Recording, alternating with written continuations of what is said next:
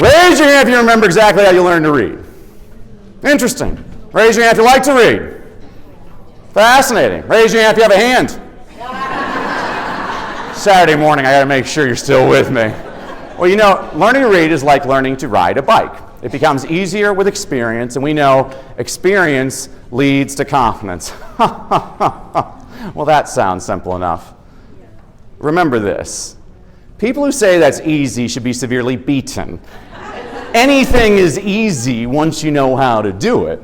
It's the getting to know how to do it that's the trick. So people always ask me, why don't people read, Danny? Well, there's two reasons. First of all, there's a condition known as illiteracy, which means they can't read.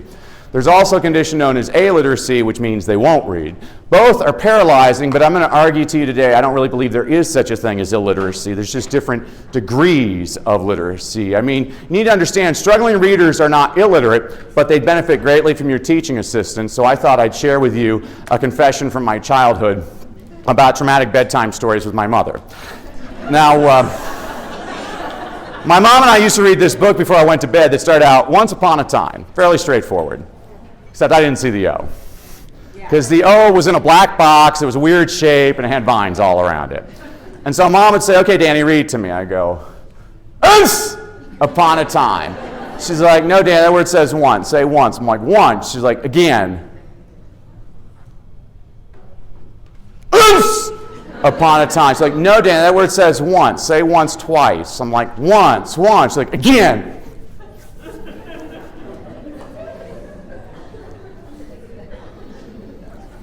Once upon a time. She's like, you never learn anything. They're going to put you in special ed. She always got me crying before I went to sleep. Well, one day my buddy comes over to play, and I took out this book. I guess I wanted to impress him with my reading skills. And I go, Once upon a time. Say, hey, nincompoop, you see that weird shape in the black box with the vines around? That's an O, so that word says once. Once upon a time. I'll tell you why I always share that story with teachers. Sometimes we try 38 strategies with a kid, and we're ignoring one of the single greatest resources at our disposal. Other kids. Kids and adults think differently, folks. I've known this ever since I was a kid. When I was in kindergarten, Sister Rosanna asked us if we all wanted to go to heaven. All of us raised our hands except for Hector.